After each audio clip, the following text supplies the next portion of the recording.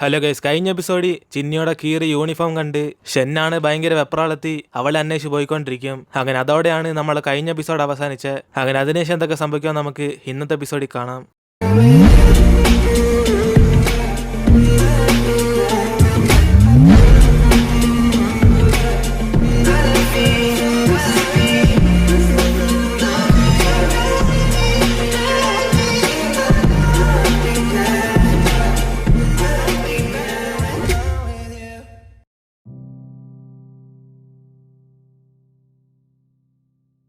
ആ പ്രശ്നം ഉണ്ടാക്കിയവരാന്ന് വിചാരിച്ച് വേറൊരുത്തിന് അടിച്ചിടാൻ വേണ്ടി പോകും. പക്ഷെ അപ്പോഴായിരിക്കും മനസ്സിലാവുന്ന അത് വേറെ ആരാണ്ടാന്ന്. അതിനുശേഷം അവനോടൊക്കെ സോറി ചോദിച്ചിട്ട് ഇവൻ അവന്മാരെ അന്വേഷിച്ച് പോകുമ്പോഴാണ് കറക്റ്റ് അവിടെ അവന്മാരൊക്കെ സംസാരിച്ചോണ്ടിരിക്കും. ഇത് കണ്ട് ഷെന്നടുത്ത് ചെയ്യുന്ന പ്രശ്നം ഉണ്ടാക്കുമ്പം അവന്റെ ഫ്രണ്ട്സും ഫോട്ടോസൊക്കെ നിങ്ങളാണ് അപ്ലോഡ് ചെയ്താൽ ചെയ്യിക്കും. അപ്പോഴാണ് അവന്മാരും ചിരിച്ചോണ്ട് അതിനിപ്പോ നിങ്ങൾക്ക് എന്തോടാന്ന് പറഞ്ഞ് അവന്മാർ ആൾക്കാരൊക്കെ അടിക്കാൻ വേണ്ടി വിളിക്കും. ഇത് കണ്ട് ഷെന്നിന്റെ കൂട്ടുകാരനും നമ്മളെ അവന്മാരിപ്പോ സൂപ്പാക്കാൻ പോകാന്ന് പറഞ്ഞ് ഇവർ തമ്മിൽ മൊത്തത്തിൽ അടിയാകും. അങ്ങനെ അവന്മാരെ അടിച്ചിട്ട് ഇവന്മാരും കുറെ അടി വാങ്ങിച്ചോണ്ട് വരും. കൂടാതെ ഫൈറ്റിന് ശേഷമാണ് അവന്മാർക്ക് മനസ്സിലാവുന്ന അതും വെറും എഡിറ്റ് ചെയ്ത ഫോട്ടോ ആയിരുന്നു. സത്യത്തിൽ ചിന്നു എപ്പോഴേ വീട്ടിൽ പോയി. അങ്ങനെ ആ കാര്യം അറിഞ്ഞ് ഷെന്നാണ് ദേഷ്യത്തി ഒരു എഡിറ്റ് ചെയ്ത ഫോട്ടോയ്ക്ക് വേണ്ടിയാണോടാ ഇത്തരം പ്രശ്നം ഉണ്ടായെന്ന് അറിഞ്ഞ് അവന്റെ കൂട്ടുകാരനോട് ദേഷ്യപ്പെടും. അപ്പോഴാണ് അവന്മാരും എന്തായാലും ചിന്നി ഇവനോട് സംസാരിക്കാനുള്ള കാരണം അവളുടെ അമ്മ എത്രമാത്രം ടെററാന്ന് ഇന്ന് ഇവർക്ക് മനസ്സിലായെന്ന് അറിയും. കാരണം ആ റൗഡി പയ്യന്മാരെ തന്നെ അവളുടെ അമ്മ ഒറ്റയ്ക്ക് പറഞ്ഞയച്ച് അതുകൊണ്ട് അവളുടെ അമ്മയെ അവൾ ഇത്രയും പേടിക്കുന്നെന്ന് അറിഞ്ഞ് ഇവിടെ ഷെന്നായിട്ട് സംസാരിച്ചോണ്ടിരിക്കും. എന്നിട്ട് അവന്മാരും ഇനിയിപ്പോ എന്തായാലും ഈ സ്കൂൾ അറിഞ്ഞാണ്, പക്ഷെ ഞങ്ങൾക്കൊന്നും സീനില്ല, ഷെന്നിന്റെ അച്ഛനാണ്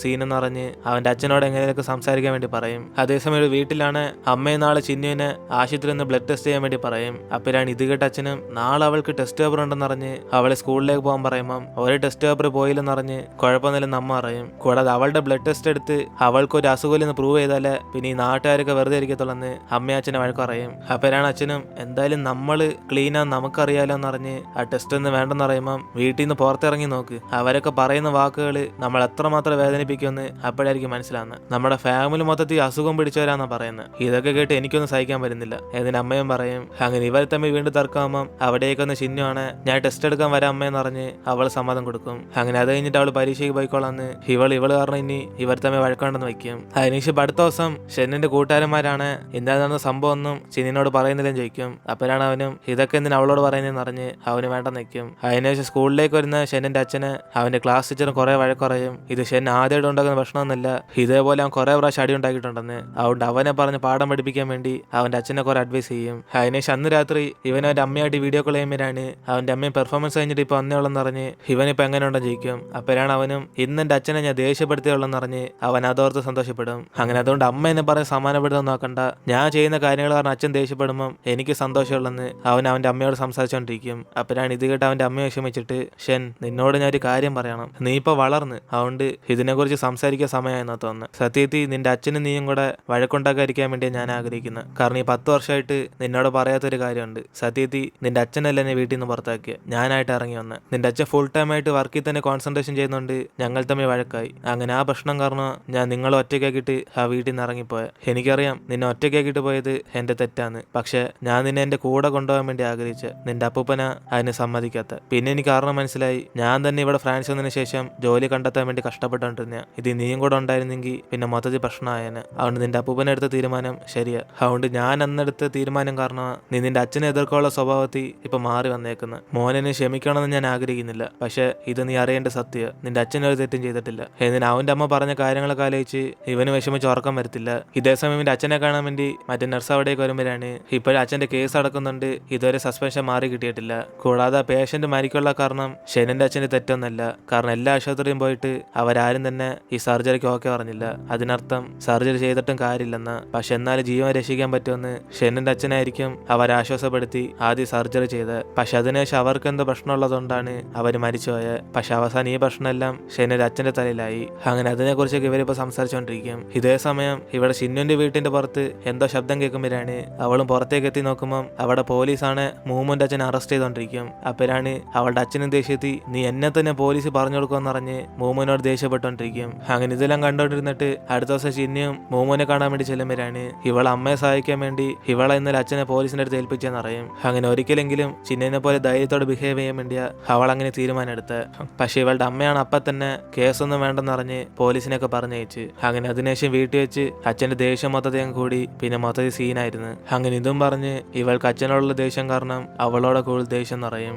അപ്പോഴാണ് ഇതെല്ലാം കേട്ട് ചിന്നുവാണ് അവളുടെ കഥ പറയുന്നത്. സത്യം പറഞ്ഞ എന്റെ ചേച്ചിക്ക് നീതി കിട്ടാൻ വേണ്ടി ഞാൻ എന്നെ കൊണ്ട് പറ്റുന്നെല്ലാം ചെയ്ത്, പക്ഷെ അവസാനം അതെന്റെ ഫാമിലിയെ ബാധിച്ച. ഞാൻ കാരണം എന്റെ അച്ഛനമ്മയും തമ്മിൽ ഉടക്കായി. എന്റെ അമ്മ ഇപ്പൊ കുറെ ഇമോഷണലായി എന്ന് അച്ഛനായിട്ട് വഴക്കുണ്ടായിക്കൊണ്ടിരിക്കുക. ഇത് കാരണം തന്നെ അനീനെ അവൻ ഇഷ്ടമല്ലാതെ ഹോസ്റ്റലിൽ പോയി താമസിക്കുക. ഇനിയിപ്പോ എന്തോ ചെയ്യണമെന്ന് എനിക്ക് പോലും പിടിയില്ല. എനിക്ക് ആദ്യമൊക്കെ എന്റെ അമ്മയും അച്ഛനോടൊക്കെ ദേഷ്യം ഉണ്ടായിരുന്നു. എന്റെ ചേച്ചിയുടെ സത്യം മറച്ചു വയ്ക്കുന്നുണ്ട്. പക്ഷെ ഇപ്പൊ എന്റെ ദേഷ്യം എല്ലാം പോയി. നമ്മുടെ ഈ പ്രശ്നമൊക്കെ വളർന്നതിന് ശേഷം മാറും നീ വിചാരിക്കുന്നുണ്ടോ എന്ന് ഇവളും ചോദിക്കുമ്പോഴാണ് മോമോ എനിക്കറിയത്തില്ലെന്ന് അറിയും. കാരണം നമ്മളൊക്കെ ഇപ്പോഴല്ലേ വളർന്നു വരുന്നതെന്ന് അറിഞ്ഞ് അവരുടെ സംസാരിച്ചുകൊണ്ടിരിക്കും. അങ്ങനെ അതിനുശേഷം നമ്മുടെ വിഷമങ്ങളൊക്കെ മാറ്റാൻ വേണ്ടി ഡാൻസ് കളിക്കാന്ന് പറഞ്ഞിട്ട് മോമോ അവളെ കുറെ ഡാൻസ് പഠിപ്പിച്ചുകൊണ്ടിരിക്കും. അതിനുശേഷം അന്ന് രാത്രി ചിന്നും തിരിച്ച് വീട്ടിലേക്ക് വന്നിട്ട് അവളുടെ അമ്മയുടെ ബ്ലഡ് ടെസ്റ്റിന് റിപ്പോർട്ട് എടുത്തിട്ട് പോകും. അപ്പോഴാണ് അവളുടെ അമ്മയെ നോക്കുമ്പോൾ ഇവൾക്ക് എയ്ഡ്സ് ഒന്നുമില്ലെന്ന് ഇട്ടേക്കും. അങ്ങനെ ഇവരുടെ മെയിൻ കോളേജിലേക്ക് പോകാനുള്ള എൻട്രൻസ് എക്സാം ഇനി 50 ദിവസത്തിനുള്ളിൽ വരും. അങ്ങനെ അതുകൊണ്ട് ടീച്ചേഴ്സ് എല്ലാം ഇവരെ കട്ടക്കിരുത്തി പഠിപ്പിക്കും. അങ്ങനെ ഓരോ ദിവസവും ഇതിന്റെ ഇടയിൽ തന്നെ ചിന്നിയും മോമോയുടെ കൂടെ ഡാൻസ് പ്രാക്ടീസ് ചെയ്യാനൊക്കെ പോകും. അങ്ങനെ ഷെൻ ചിന്നുവിനെ കണ്ടുമുട്ടിയാലും ഇവൾക്കത്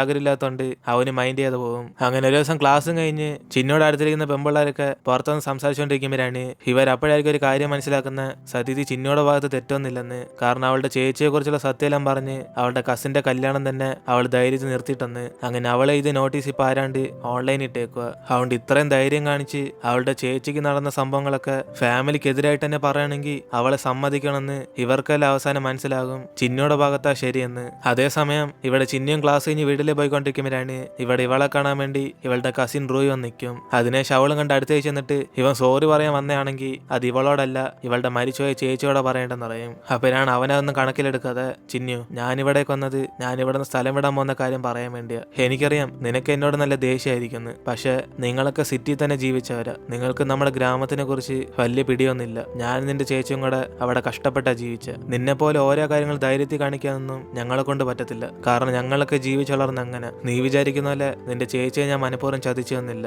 ഞങ്ങൾ തമ്മിൽ ബന്ധമുള്ള കാര്യം ഞങ്ങളുടെ ഫാമിലി അറിഞ്ഞ് പിന്നെ മൊത്തത്തിൽ പ്രശ്നമായി. കൂടാതെ അവളെയും വിളിച്ചോണ്ട് ആ ഗ്രാമത്തിൽ നിന്ന് പോകണമെന്നൊക്കെ ഞാൻ ആലോചിച്ച്. പക്ഷെ എനിക്ക് അത്രയും ധൈര്യമൊന്നുമില്ലായിരുന്നു. അതും അവൾക്ക് വേണ്ടി എന്റെ ഫ്യൂച്ചർ തന്നെ കളയാൻ എനിക്ക് ഒട്ടും ധൈര്യമില്ലായിരുന്നു. ഇപ്പൊ ഞാൻ നിന്നോട് സോറി എന്ന് ചോദിക്കുമല്ല. എനിക്കറിയാം ഞാൻ ചെയ്ത് തെറ്റാ. അതുകൊണ്ട് ഈ ശിക്ഷ ഞാൻ ഏറ്റെടുത്ത്. സത്യം പറയുകയാണെങ്കിൽ നീ എന്റെ കല്യാണം നിർത്തി ഈ സത്യമെല്ലാം പറഞ്ഞുകൊണ്ട് എനിക്ക് ആശ്വാസമായി. ഇതുവരെ എനിക്ക് കുറ്റബോധം ഉണ്ടായിരുന്നു. ശോഭയെ ഞാൻ ചതിച്ചോണ്ടിരുന്നതാണ്. പക്ഷെ ഈ കുറ്റബോധം നീ എല്ലാവരോടും സത്യം പറഞ്ഞോടെ എനിക്ക് ആശ്വാസമായി. താങ്ക് യു ചിന്നു, നീ എന്നെ ഫ്രീ ആക്കിയ. ഇനിയിപ്പോ ഞാൻ ഇവിടെ നിന്ന് പോയി നിനക്ക് സന്തോഷം തരാം. പിന്നെ ശൗബയുടെ ഫേവറേറ്റ് ആയിട്ടുള്ള മ്യൂസിക് ബോക്സ് നിന്റെ ആയിരിക്കുന്നതായിരിക്കും നല്ലത്. എന്നെക്കാളും നിന്റെ അടുത്തിരിക്കുന്നതായിരിക്കും അവൾ ആഗ്രഹിക്കുന്നത്. ഏതിന് അവൻ അവസാനമായിട്ട് ബായ് പറഞ്ഞിട്ട് അവിടെ നിന്ന് പോകും. ഇതേസമയം ഷെന്നാണ് ചിന്നുവിന് ഇവൻ കാരണം പ്രശ്നം ഉണ്ടായില്ലെന്ന് പറഞ്ഞിട്ട് അവൻ അവിടെ സ്ഥലം വിടും. അങ്ങനെ പോകുന്ന മുമ്പേ അവളൊന്ന് കാണണമെന്ന് തോന്നും. അപ്പോഴായിരിക്കും അതേസമയം അവളും തിരിച്ച് അമ്മയായിട്ട് വീട്ടിലേക്ക് വരുന്നത്. പക്ഷെ ഇവർ തമ്മിൽ കണ്ടുകൊണ്ടത്തില്ല.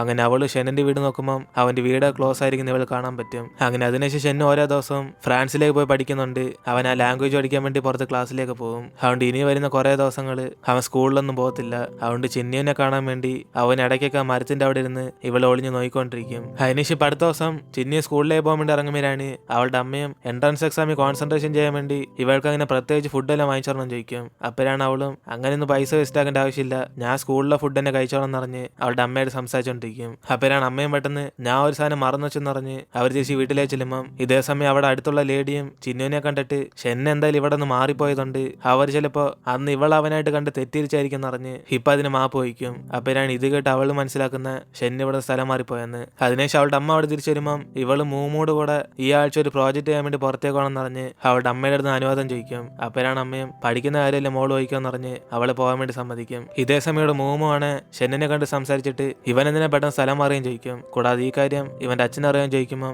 അവനും ഫ്രാൻസ് ലാംഗ്വേജ് പഠിക്കുന്നുണ്ട്, അവിടെ അടുത്ത് തന്നെ ഒരു ഹോസ്റ്റൽ എടുത്തെന്ന് പറയും. കൂടാതെ അച്ഛൻ ആശുപത്രിയെ കേസ് നടക്കുന്നുണ്ട്, അദ്ദേഹത്തിന് ഇവന്റെ കാര്യം അറിയുന്ന സമയമില്ല.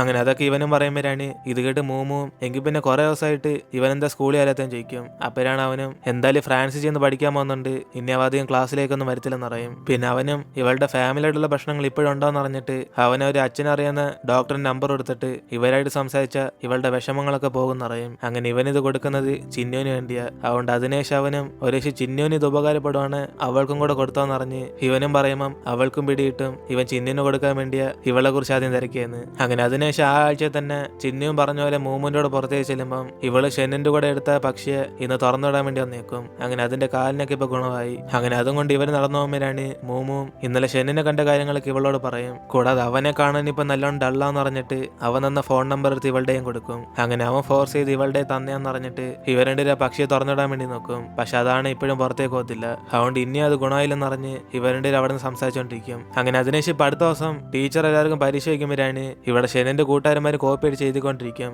അപ്പോഴാണ് പെട്ടെന്ന് ഇവിടെ ഭൂകമ്പം വന്ന ഉടനെ സാറും പേടിച്ചിട്ട് എല്ലാവരും ഇപ്പൊ തന്നെ പുറത്തേക്ക് പോകാന്ന് പറഞ്ഞ് പിള്ളേരും വിളിച്ചോണ്ട് പുറത്തേക്ക് ചെല്ലും. അപ്പോഴാണ് ചിന്നുനെ കളിയാക്കുന്ന പെൺപിള്ളേർ ഒരു കൊച്ചും താഴേക്ക് വീഴുമ്പം ചിന്നു ആയിരിക്കും അവളെ രക്ഷിച്ച് അവിടെ നിന്ന് വിളിച്ചോണ്ട് വന്ന്.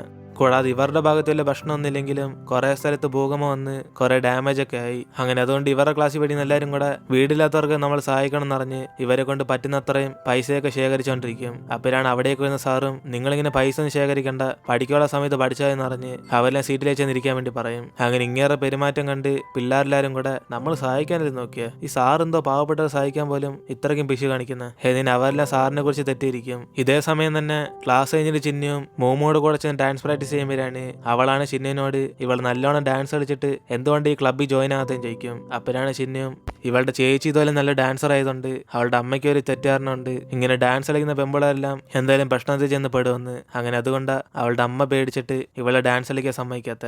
അങ്ങനെ അതുകൊണ്ട് ഇവളുടെ അമ്മ ഇപ്പൊ ഡാൻസ് കളിക്കുമെന്ന് അറിഞ്ഞ ഒരു ഷവർ നല്ലോണം വിഷമിക്കുമെന്ന് അറിഞ്ഞ് ഇവള് ക്ലബ്ബിലൊന്നും ചേരുന്നില്ലെന്ന് അറിയും. അങ്ങനെ അതിനുശേഷം പിള്ളേരെല്ലാം കൂടെ ഇൻട്രോൾ സമയത്ത് പുറത്ത് കറങ്ങിക്കൊണ്ടിരിക്കുമ്പോഴാണ് അവിടെ പ്രിൻസിപ്പളും ഇവരുടെ ക്ലാസ് ടീച്ചറിനെ വഴക്കുറയുന്ന നിൽക്കുന്നത്. അങ്ങനെ ഇത് കണ്ട് ഇവരെല്ലാരും കൂടെ പാവപ്പെട്ടവർക്ക് സഹായിക്കുന്നത് തടഞ്ഞുകൊണ്ടായിരിക്കും പ്രിൻസിപ്പൾ വഴക്കുറയുന്നതെന്ന് അറിഞ്ഞ് ഇവരെല്ലാം കളിയായിക്കൊണ്ടിരിക്കും. അപ്പോഴാണ് ഇതേക്കുന്ന ചിഹ്നമാണ് നമ്മുടെ സാർ അങ്ങനത്തെ വ്യക്തിയൊന്നുമല്ലെന്ന് അറിഞ്ഞ് അദ്ദേഹത്തിനെ കുറിച്ച് ഇങ്ങനെ മോശമായിട്ട് പറയില്ലെന്ന് അവരെ മിണ്ടായിരിക്കാൻ വേണ്ടി പറയും. അപ്പോഴാണ് വേറൊരു പെങ്കൊച്ചും നമ്മുടെ സാറിന്റെ പേരൻസ് തന്നെ ആ ഭൂകമ്പത്തിൽ പെട്ടുകിടക്കുമെന്ന് അറിഞ്ഞ് ആ കാര്യങ്ങളൊക്കെ ഇവരോട് പറയും. അതിനുശേഷം ഇവരെല്ലാം വിഷമിച്ച് സാറിനെ കുറിച്ച് തെറ്റിദ്ധരിച്ചെന്ന് വിചാരിച്ച് അതിനുശേഷം സാറിനോട് നല്ലോണം ബഹുമാനം കാണിക്കും. അപ്പോഴാണ് ഇത് കണ്ട് സാറൊന്നും പിടികിട്ടാതെ ഞാൻ ക്ലാസ് മാറിപ്പോയി ഒന്നോ അല്ലെ നിങ്ങളൊക്കെ വല്ലതും തെറ്റിയതെന്ന് അറിഞ്ഞ് സാറിനൊന്നും പിടികിട്ടത്തില്ല.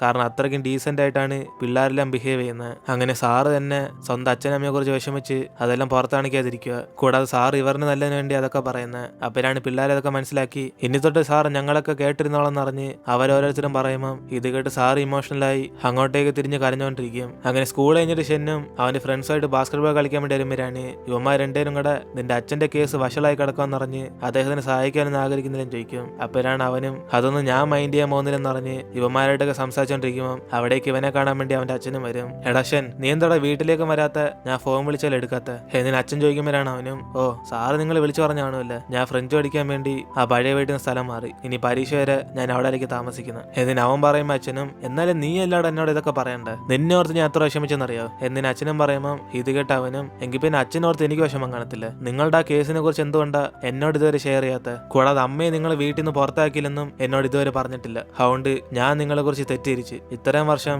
നിങ്ങളൊരു വില്ലനായിട്ട് ഞാൻ കണ്ടോണ്ടിരുന്നത്, സ്വയം നിങ്ങളെ വേദനിപ്പിക്കുന്നത് നിങ്ങൾക്ക് അത്രയ്ക്ക് ഇഷ്ടപ്പെട്ടോ, ഇനി തൊട്ട് അച്ഛൻ എന്നോടൊന്നും പറഞ്ഞില്ലെങ്കിൽ ഞാൻ അങ്ങോട്ടൊന്നും പറയത്തില്ല, നിങ്ങൾക്ക് നിങ്ങളുടെ കാര്യമായിട്ടെന്നാ എന്നിന് അവൻ അച്ഛനോടുള്ള വിഷമത്തിൽ അവിടെ നിന്ന് പോകും. ഇതേ സമയം ഇവിടെ അനീനെ മ്യൂസിക് പ്ലെയർ എവിടാന്ന് പറഞ്ഞ് അവൻ വീട്ടിൽ നിന്ന് തപ്പിക്കൊണ്ടിരിക്കുമ്പം ചിന്നു ഞാൻ തന്നെ കണ്ടെത്തി തരണമെന്ന് പറഞ്ഞ് അവളെ അന്വേഷിച്ചോണ്ടിരിക്കും. അപ്പോഴാണ് ഇവൾക്കൊരു ഫയൽ കിട്ടുന്നത്. അങ്ങനെ അത് കണ്ട് അനിയനും നിനക്ക് വന്നൊരു പാഴ്സലായിരുന്നു പറഞ്ഞ് ഇവരത് എടുത്തു വെച്ച് നോക്കുമ്പോഴാണ് അത് ഷൗബയുടെ മെഡിക്കൽ റെക്കോർഡായിരിക്കും. കാരണം ഷെൻ കാരണം ഇവൾക്ക് അത് കിട്ടിക്കാണും. അപ്പോഴാണ് ഇവരത് നോക്കുമ്പം ഷൗബ മരിച്ചത് എയ്ഡ്സ് കാരണമൊന്നല്ല, ഒരു അതൊരു സൂസൈഡ് ആയിരിക്കും എന്ന് പറഞ്ഞ് ഇവരുടെ ഷോക്കാവും. അപ്പോഴാണ് ചിന്നും ഒരു അമ്മ അച്ഛന് അവൾക്ക് ട്രീറ്റ്മെന്റുള്ള പൈസ ഇല്ലാത്തോണ്ടായിരിക്കും അവൾ ആ വിഷമത്തിൽ മരിച്ചെന്ന് പറയുമ്പം ഇതേക്കുന്ന അനിയനും പേടിച്ചിട്ട് ഓ ഒന്നും മിണ്ടായിരുന്നു, ഇതിനുമ്പ് നീ വീട്ടുകാർക്ക് ചെയ്തെല്ലാം മതിയായി, ഇനി വീണ്ടും ഈ ഭക്ഷണം തുടങ്ങണ്ട എന്നിന് അവൻ അവിടെ നിന്ന് എഴുന്നേറ്റ് പോകും. അതിനുശേഷം ചിന്നും അവളുടെ പക്ഷിക്ക് ഫുഡൊക്കെ എടുത്ത് കൊടുത്തോണ്ടിരിക്കുമ്പോഴാണ് അതാ കൂട്ടിൽ നിന്ന് ഇറങ്ങി ഇപ്പൊ പുറത്തേക്ക് അങ്ങ് പോകും. അപ്പോഴാണ് ഇത് കാണുമ്പോൾ അവൾക്കൊരു ഓർമ്മ വരുന്നത്. ഇവളൊരു ദിവസം ആശുപത്രിയിലേക്ക് ഇവളുടെ അച്ഛനമ്മയെ കാണാൻ വേണ്ടി വരുമ്പം അവളുടെ അമ്മയാണ് ഫോൺ എടുത്തിട്ട് ഇവൾ ഇങ്ങോട്ടേക്കൊന്നും വരണ്ടെന്നറിഞ്ഞ് അവളെ തിരിച്ച് വീട്ടിലെ തന്നെ പോകാൻ വേണ്ടി പറയും. അങ്ങനെ അതിനുശേഷം അവൾ അവിടെ നിന്ന് പോകാൻ നോക്കുമ്പോഴാണ് ഇവൾ ആ ബ്രിഡ്ജിന്റെ അവിടെ ഇവളുടെ ചേച്ചി നിൽക്കുന്ന കാണുന്നത്. ഇത് കണ്ട് അവൾ അടുത്തേക്ക് ഓടി ചെന്നിട്ട് ചേച്ചി നീ എന്ത് ഇവിടെ ചെയ്യുന്നത്, നിനക്ക് വൈകുന്ന ഞാൻ അറിഞ്ഞായിരുന്നല്ലേ, എന്നിട്ട് ഈ തണുപ്പത്ത് നീ പുറത്തേക്കുന്നോ, ഈ ജാക്കറ്റ് എടുത്തിട്ടോ അല്ലെങ്കിൽ നിനക്ക് വീണ്ടും പനി പിടിക്കും, നിനക്ക് വയ്യായിരിക്കുന്നുണ്ട് അച്ഛനമ്മയും തന്നെ ഇപ്പൊ വീട്ടിലേക്ക് വന്നിട്ട് മാസങ്ങളായി, കൂടാതെ കട അടച്ചിട്ടേക്കുന്നുണ്ട്, നമ്മുടെ ഇപ്പൊ പൈസയില്ല, നിനക്ക് ഇപ്പോഴെങ്കിലും മെച്ചൂർ ആയിക്കോളെ ചേച്ചി, നീ കാരണം ഞങ്ങളെല്ലാം ഇപ്പൊ വിഷമിച്ചിരിക്കുക എന്നിന് അവളും പറയുമ്പം ഇത് കേട്ട് അവളുടെ ചേച്ചി അതൊന്നും വലിയ കാര്യമായിട്ട് എടുക്കാതെ, ചിന്നു നീ പറഞ്ഞ സത്യം, നമ്മുടെ കുടുംബത്തിന് ഞാൻ ഒരു വലിയ ഭാരം, അതുകൊണ്ട് നമ്മുടെ പാരന്റ്സിനെ ഞാൻ എത്രയും പെട്ടെന്ന് തന്നെ നിങ്ങളുടെ അടുത്തേക്ക് തിരിച്ചയക്കാം, നിനക്ക് ഓക്കെ അല്ലേ? എന്നിന് അവള് പറഞ്ഞ കാലേജിൽ ചിന്നിയും സോറി ചേച്ചി എനിക്കത് ഓക്കെ അല്ല എന്നിങ്ങനെ അന്ന് നിങ്ങളോട് പറയണായിരുന്നു എന്നും പറഞ്ഞ് അവളിരുന്ന് വിഷമിച്ചുകൊണ്ടിരിക്കും. അങ്ങനെ അന്ന് രാത്രി മോമോന്റെ വീട്ടിൽ വീണ്ടും പ്രശ്നം നടക്കുമ്പോഴാണ് ഇന്ന് അവളുടെ അച്ഛനും അമ്മയായിട്ട് കുറെ ഉപദ്രവിച്ചുകൊണ്ടിരിക്കും. അങ്ങനെ തടയാൻ വന്ന മോമോനാണ് അറിയാതെ അവളുടെ അച്ഛൻ തള്ളിവിടുമ്പോഴാണ് ഇവളും കാലൊടിഞ്ഞ് തറയിലേക്ക് വീഴും. അതിനേശം അച്ഛനമ്മയും കൂടെ പേടിച്ച് ഇവളുടെ അടുത്തേക്ക് വന്നിട്ട് ഇവൾക്ക് എന്തെങ്കിലും പറ്റിയെന്ന് പറഞ്ഞ് വിഷമിച്ചുകൊണ്ടിരിക്കും. അതിനേശം ഇപ്പൊ അടുത്ത ദിവസം മോമോയുടെ കാലിലാണ് കെട്ടിട്ടെന്നേക്കും, കാരണം അവളുടെ കാലിന് ചെറിയ പ്രശ്നമായി. പക്ഷെ എന്നാലും ഇന്നലെ അച്ഛൻ ഇങ്ങനെ അറിയാതെ തള്ളിയിട്ടോണ്ട ഞങ്ങളുടെ കുടുംബത്തിലുള്ള പ്രശ്നമെല്ലാം തീർന്നെന്ന് പറഞ്ഞ് അവളും ചിന്നിനോട് എല്ലാ കാര്യം എടുത്തു പറയും. ഇന്നലെ അച്ഛൻ ചെയ്ത തെറ്റ് കാരണം അദ്ദേഹം കൂടി തന്നെ നിർത്താൻ പോവാന്ന് ഇവൾക്ക് വാക്കുകൊടുത്തെന്ന്. അങ്ങനെ ഇതൊക്കെ സംഭവിക്കുമെന്ന് മുമ്പേ അറിഞ്ഞായിരുന്നെങ്കിൽ ഇവൾ എന്നെ വീണേനെന്ന് പറഞ്ഞ് അവളിപ്പോ സന്തോഷത്തിൽ ചിന്നുമായിട്ട് സംസാരിച്ചുകൊണ്ടിരിക്കും. അപ്പോഴാണ് അവിടേക്ക് വരുന്ന ഇവളുടെ ഡാൻസ് ക്ലബ്ബിൽ പഠിക്കുന്ന പെങ്കൊച്ചും നിന്റെ കാലിനിങ്ങനെ കുഴപ്പമുള്ളപ്പോ നാളെ എങ്ങനെ മറ്റേ ഭൂകമ്പത്തിൽ പെട്ടുവരെ സഹായിക്കാൻ വേണ്ടി ഇവർ ചാരിറ്റി പെർഫോമൻസ് ചെയ്യുന്നതെന്ന് ചോദിക്കും. അങ്ങനെ ഇവരുടെ ടീം ലീഡർ മൂമോ ആയിരുന്നു. അങ്ങനെ അതുകൊണ്ട് ഇവൾക്ക് ഇപ്പൊ വയ്യാത്തോണ്ട് ചിന്നുവിന് ഈ ഡാൻസ് ഒക്കെ അറിയാന്നുണ്ട് അവളെ പങ്കെടുക്കാൻ പറ്റും ചോദിക്കുമ്പോൾ ചിന്നും കുറച്ച് ടെൻഷനി ഞാനോന്നറിഞ്ഞ് അവള് ഷോക്കാവും. അപ്പോഴാണ് മൂമോ വെറുതെ അവള് ഫോഴ്സ് ചെയ്യണമെന്ന് അറിഞ്ഞിട്ട് മറ്റവളെ അങ്ങ് പറഞ്ഞയക്കും. അങ്ങനെ അതിനേശം ഇപ്പൊ അടുത്ത ദിവസം ഇവിടെ അനിയനും വല്ലപ്പോഴൊക്കെ വീട്ടിൽ വരുത്തുള്ളു വന്ന എല്ലാ സമയത്ത് തന്നെ കട ജോലി ചെയ്യാൻ വിളിക്കാന്ന് പറഞ്ഞ് അവൻ ഇവളെ അടച്ചിട്ട് പോകാൻ വേണ്ടി താക്കോലവിടാൻ തപ്പിക്കൊണ്ടിരിക്കും. അതേസമയം ഇവളെ താക്കോലെടുത്ത് ഒളിച്ചു വെച്ചിട്ട് അതാ സോഫയിലും കാണുന്ന അറിഞ്ഞ് ഇവൻ അന്വേഷിക്കാൻ വേണ്ടി പറയും. പക്ഷെ എവിടെ നോക്കിയിട്ട് അവൻ ആ സാധനം കിട്ടത്തില്ല, കാരണം താക്കോൽ ഇവളുടെ കയ്യിലുള്ള. അതുകൊണ്ട് അവനും പേടിച്ചിട്ട് നീ വീട്ടിൽ നിന്ന് ഇറങ്ങിപ്പോലെന്ന് അറിഞ്ഞ് അവന് വാൺ ചെയ്തിട്ട് അവിടെ നിന്ന് പോകും. ഇതേ സമയം അവളാണ് ആ താക്കോൽ എടുത്തേക്കുള്ള കാരണം ഇന്ന് മൂമൂന് പകരം ഡാൻസ് പെർഫോമൻസ് ചെയ്യാൻ വേണ്ടിയാ. കാരണം ഇവളുടെ ചേച്ചിക്കും ഡാൻസ് ഇഷ്ടമായിരുന്നെന്ന് അവൾക്ക് നല്ലോണം അറിയാം. അതുകൊണ്ട് ചേച്ചിയുടെ ആഗ്രഹം ഇവള് ചെയ്ത് തീർക്കാൻ വേണ്ടി ഇവൾ അവിടേക്ക് പോകാൻ വേണ്ടി തീരുമാനം എടുക്കും. അതിനേശം ഇവിടെ പെർഫോമൻസിന് മൂവ്മെന്റ് ഇല്ലാത്തതുകൊണ്ട് അവളുടെ കൂടെ ഡാൻസ് കളിക്കുന്ന എല്ലാവരും കൂടെ ലീഡർ ഇല്ലാതെ ഞങ്ങൾ കഴിച്ച നാണക്കേടാന്ന് പറഞ്ഞ് അവര് പിന്മാറാൻ പോകാൻ അറിയും. അപ്പോഴാണ് അതേസമയം അവിടേക്ക് വരുന്ന ചിഹ്നമാണ് ഞാൻ വേണമെന്ന് ട്രൈ ചെയ്ത് നോക്കാന്ന് പറഞ്ഞ് അവൾ ആ ഡാൻസിൽ പങ്കെടുക്കും. അങ്ങനെ അതോടെ ഇവരെല്ലാം ഭയങ്കര സന്തോഷത്തിൽ ചിന്നിനെ വിളിച്ചുകൊണ്ട് ഡാൻസ് ചെയ്യാൻ വേണ്ടി പോകും. അപ്പോഴാണ് അവിടേക്ക് ഫ്രണ്ട് സൈഡ് വരുന്ന ഷെന്നാണ് ചിന്നി അവിടെ ഡാൻസ് കളിക്കുന്നുണ്ട്, അവനെ സന്തോഷിച്ച് നോക്കിക്കൊണ്ടിരിക്കും. അങ്ങനെ ഇവരും നല്ലോണം ഡാൻസ് കളിച്ച് തീരുമ്പോഴാണ് കറക്റ്റ് അതേസമയം തന്നെ ഇവളുടെ അമ്മയെ കടയും തിരിച്ച് വീട്ടിലേക്ക് വന്നോണ്ടിരിക്കും. അപ്പോഴാണ് അനിയനോട് അത് നമ്മുടെ ചിഹ്നല്ലേ ഡാൻസ് കളിക്കുന്ന പറഞ്ഞ് അവരിവിടെ അടുത്തേക്ക് ഓടിച്ചില്ലും. അങ്ങനെ ഇത് കണ്ട് ചിന്നുവാണ് പേടിച്ച് അവൾ അപ്പൊ തന്നെ അവളെ സ്ഥലം വിടുമ്പം ഇവളുടെ അമ്മയും പെട്ടെന്ന് അവിടേക്ക് ഓടിയെത്തിയിട്ട് മോമോനോട് ചോദിക്കും ചിന്നു ഇവിടെ ഡാൻസ് കളിക്കുന്നുണ്ടോന്ന്. അങ്ങനെ ആ ഒരു സീനോടെ നമ്മുടെ ഇന്നത്തെ എപ്പിസോഡ് വരുത്തിയിരുന്നു. അതിനുശേഷം എന്തൊക്കെ സംഭവിക്കും നമുക്ക് വെയിറ്റ് ചെയ്ത് അടുത്ത എപ്പിസോഡിൽ കാണാം. അതുവരെ ടാറ്റ ബൈ ബൈ.这夏日的味道，橘子汽水温下燃烧，一杯酒到但还爱啤酒的泡泡，我还是最喜欢你清澈的笑。你数着遥远的星光，你说相聚是渐渐的流浪，我都想陪你把每个夏夜点亮，虽然只是在交错的时空相互拥抱，可都随时间泛黄，只能对照片跑。